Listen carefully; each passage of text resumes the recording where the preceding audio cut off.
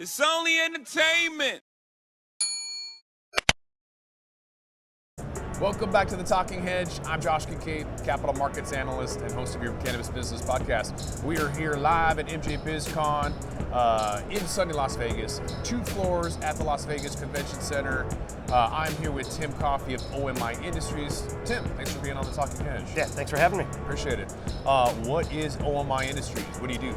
We are 30 years experience as worldwide leader in industrial odor elimination, in all manner of odor elimination, frankly. We actually have our industrial side downstairs exhibiting, and then we are represented by our consumer line here as well, upstairs, Cannabis. So It's been a great show. Okay. First thing that pops in my mind, because I had no idea what you did before you roll in, and that's we just learn with the audience as we kind of go along, but I had talked to a gentleman yesterday from 420 Hotels. He tells, because I've been trying to write this bill in Washington State to overturn a Class C felony on maintaining and operating a marijuana lounge. Okay. Yep. And that's a huge a proponent or roadblock along with impaired driving and the Clean Air Indoor Act. But apparently the guy from 420 Hotels was telling me that there was a change in the law that went from like 6 to 60 cycles per minute, and then they're willing to like really bring that back as long as you're able to scrub the air. Mm-hmm. So that's huge. Is that something you guys are working on for like cigar lounges? Yeah, we do have a couple of relationships with consumption lounges, and yes, we provide the odor elimination there. It totally depends. Some are outdoor. We have one in West Hollywood that I'll be visiting later this week.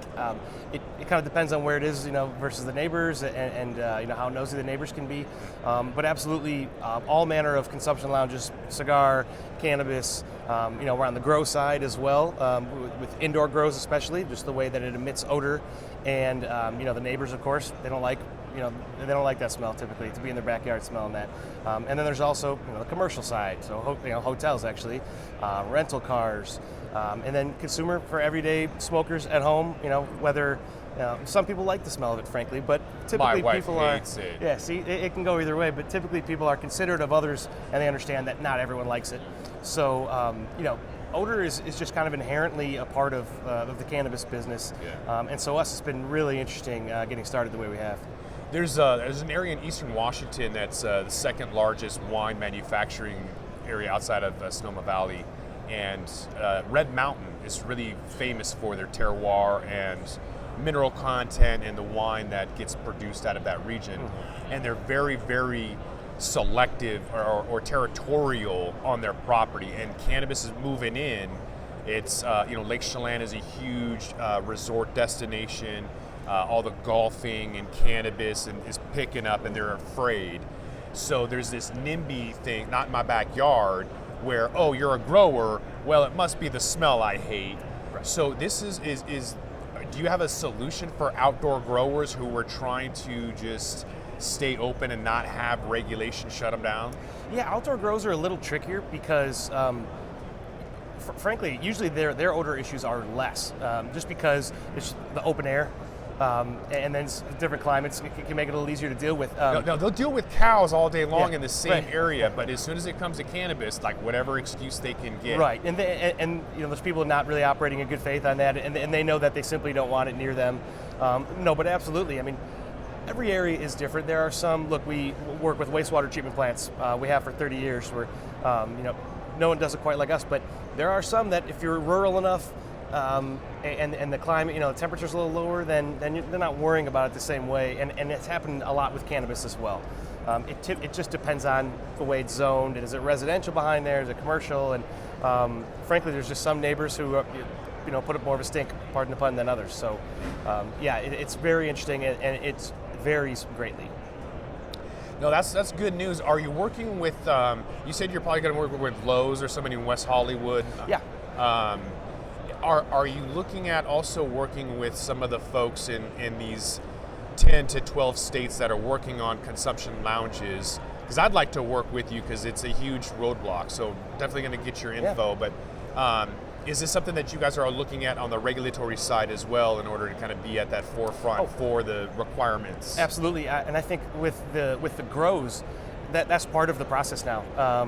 municipalities put that in there. That's part of the permit process. You have no hope of getting it if you don't prove that you have effective odor mitigation in place, whatever it is. I mean, there's carbon scrubbers, kind of a much higher capital investment than what we offer, kind of natural odor elimination, but you have to have something. And so yeah, it's nice to be in an industry where people they're required to have our services. And whether it's the grow part or whether it's the consumption lounges, certainly same things in play there. And those are a little bit hard to get moving. The consumption lounges, there's not a ton of them if you look just nationwide even.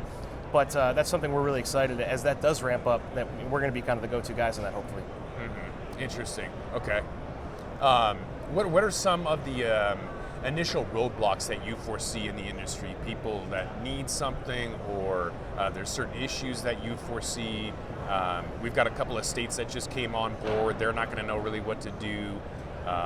What are some of the issues that are kind of right at the forefront for you? Yeah, I think the issues for us is kind of the same as the issues for everyone else, which is, coming to the show maybe 2-3 years ago, and even last year, it felt like we were constantly new growers, constantly having them come to our booth. Certainly, anecdotally, but it's fewer this year, just because fewer states are at that point. And I think the pain points that came out, they're starting to feel that everywhere, and it's just slowing down the process overall. There's not, capital issues as well. So I think the issue is simply the, kind of slowed pace that new facilities are coming out.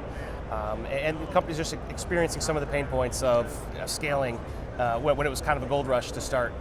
So for us, that's keeping consistent, steady drumbeat of new business coming in. It's slowed down a little bit just because it's slowed down overall. So I think that's probably the biggest concern right now. Okay. What is your revenue model? Is it just you sell a machine, or is there a component to it like carbon that needs to be replaced?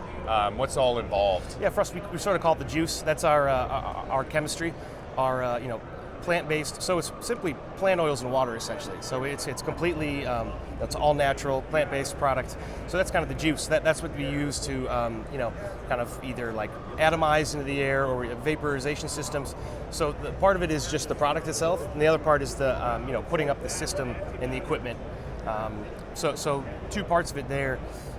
Typically for us, when we can get involved on the equipment standpoint and setting up the perimeter, those are really worthwhile projects for us. When we get not only the the quote-unquote juice, Ecosorb juice, and we also have the the systems on top of it. So that's the ideal situation for us. You mentioned you have a booth here this year. What's the response been? It seems because it's 2 stories.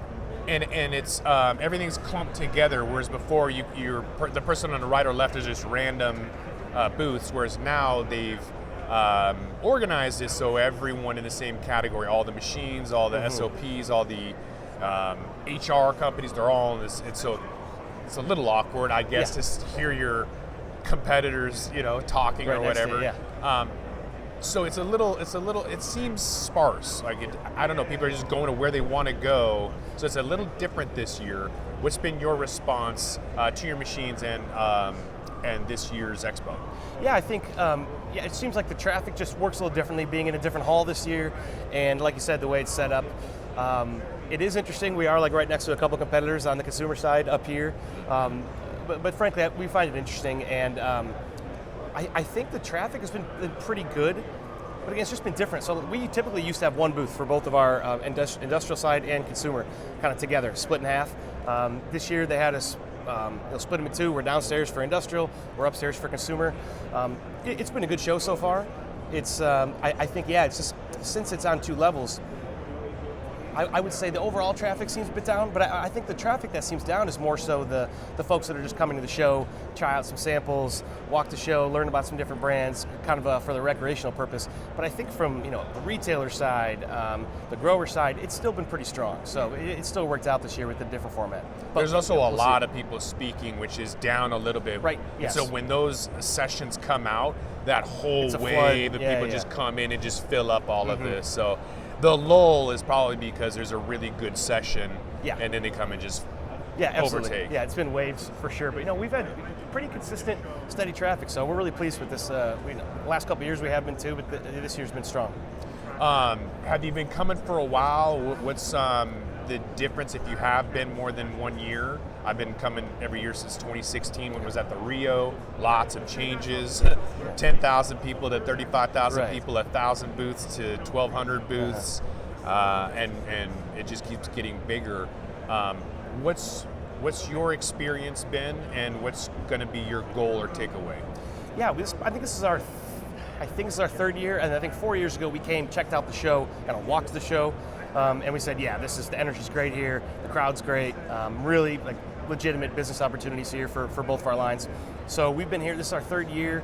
Yeah, I mean, for us, we change shows all the time, just being on the industrial side. There's a couple shows every year that are going to be, the ones that stay on your calendar, but there's also, more than half the shows kind of roll off every year. You kind of see how it's going. This one for us is, this is going to be a mainstay for us. As long as we're doing it, we're going to be here. As far as the cannabis shows go, this is overall offers the best opportunity. So yeah, we're thrilled at the turnout this year, and we'll be exhibiting for the next until they don't do it anymore. Mm-hmm. Well, for people who want to learn a little bit more about OMI Industries, how can they do that? Where are you at? Yeah, ecosorbindustrial.com. Pop that into Google. So that's our industrial side, and then Cannabis is the name of the consumer product. Cannabis.com. We sell it on Amazon as well, and again, just plant-based. If you want to smoke, like you said, your wife doesn't like it. Well, maybe something you can kind of spray your clothes down after you smoke, and whether it's in your car or wherever it is, it doesn't leave behind it's not like the old days of Febreze, spray it in the air and all of a sudden you have some like flowery, perfumey smell. Now it just eliminates it completely. So Cannabis.com for that, and again, yeah, Ecosorb Industrial for our industrial side. Do you have Nag Champa as a flavor? No, we don't. No, we don't have that, but I'll send that over to the R&D team. All right, sounds good, man. All right, I think with that, we're going to have to roll this one up. So I want to thank my guest, Tim Coffey with OMI Industries. Tim, thanks again for being on The Talking Hedge. Thank you. Appreciate it. I'm Josh Kincaid. This is The Talking Hedge. Don't forget to like, share, and subscribe, or don't, and I'm out. Don't forget to smash that like button on your way out and check out these other videos that we've got.